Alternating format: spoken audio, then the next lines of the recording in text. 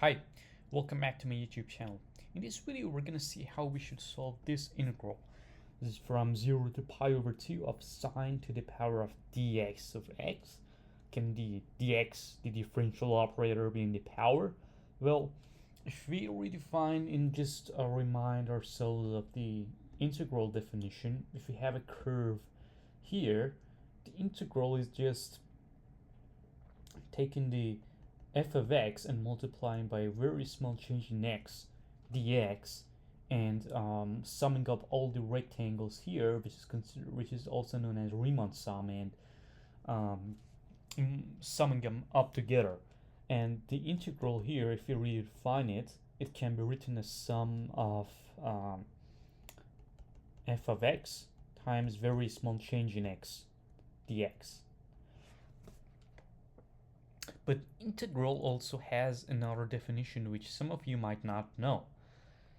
If I have a function and I want to integrate it, I can say that the instead of summing them up, I'm gonna raise the f of xi to the power of dxi.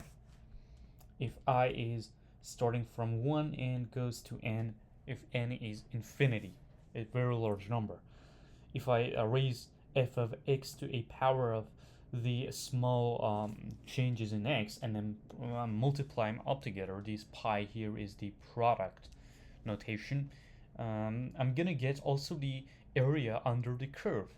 So now we know that this dx here is another way that tells us how we should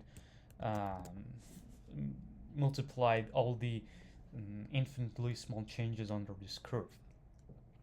So now what I'm gonna do, I'm gonna move this dx here to the back front to see what happens.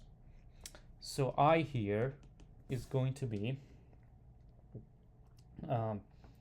f of xi dxi, and this multiplied together all the way. I'm not gonna write the multiplication of all of it together. I'm gonna leave it in this index notation I here. I don't wanna use too much space here. I'm just gonna keep it simple. Don't want to use much scary symbols like summations and multiplications like this.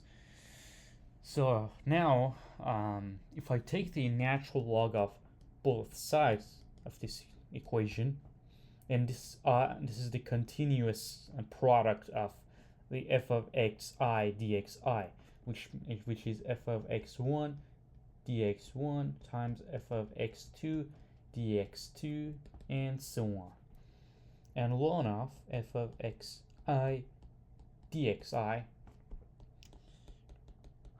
it's gonna become dxi times ln of f of xi. So if I have the natural log of my integral in the power form, if I take this natural log, I'm gonna be left with this, and this is actually in summation, so we should sum up all the I index, but I'm not gonna write this summation notation. I'm gonna leave it in Einstein summation notation that tells us that we should sum up them all like this, like dx1 ln of f of x1 plus dx2 plus ln of f of x2, like this. That I'm gonna leave it in this index notation, also known as Einstein notation. If you have taken tensor calculus class, you probably know the Einstein notation is pretty useful in tensor calculus.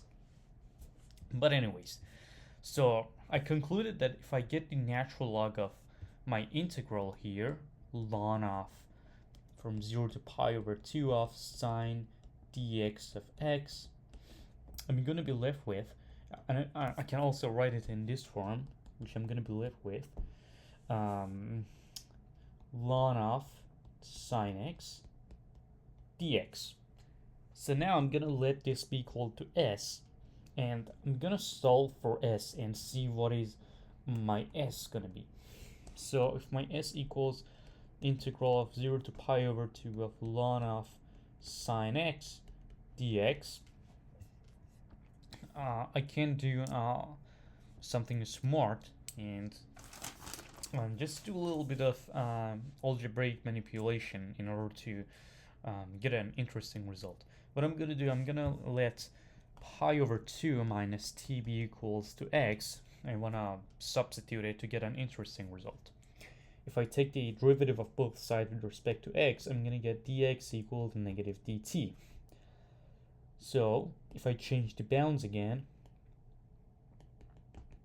I'm gonna get ln of sine of pi over 2 minus t dt. The negative can be absorbed into this integral 0 to pi over 2, and we get sine of pi over 2 minus t dt. Sine of pi over 2 minus t is actually cosine of t dt. Thus we can conclude that these two integrals are identical to each other, and we can add them up to get a more interesting result. So I'm gonna add these two integrals up. So it's gonna be ln of cosine x plus ln of sine x dx. If I write them attach them together, I can write them as ln of sine x cosine x dx. This is a ln property, natural log property. So 2s is this one, and sine x cosine x can be written as ln of half sine x dx. My 2s. Now if I just separate them from each other, it's going to be ln of half plus 0 to pi over 2 of ln of sine x dx. This is going to be also dx. Notice that this ln of sine x dx from 0 to pi over 2 is actually my s, the integral that I'm going to solve for it. So I'm going to leave it in that form, plus s. These two s's are going to cancel out, and I'm going to be left with s is integral from 0 to pi over 2 of ln of half dx. My s then is going to be, if I solve this integral, it's going to be ln of half pi over 2, and I can write it as ln of 2 to the negative 1 pi over 2. So my s is going to be negative ln of 2 pi over 2. We're almost done. So we concluded that s is ln of I, and I can say that ln of my integral that I'm trying to solve is negative ln of 2 pi over 2, and if I exponentiate both sides, I'm gonna get I equals to e to the negative pi over 2 ln 2. Thus the integral of let me create more space here. The integral of 0 to pi over 2 of sine to the power of dx, which is very scary integral, from 0 to pi over 2 is e to the negative pi over 2 ln 2. So that was our video for today, that we annihilated a monster integral. If you have any other questions, please let me know in the comments. Please let me know which questions do you want me to solve for you, and I'll see you next video.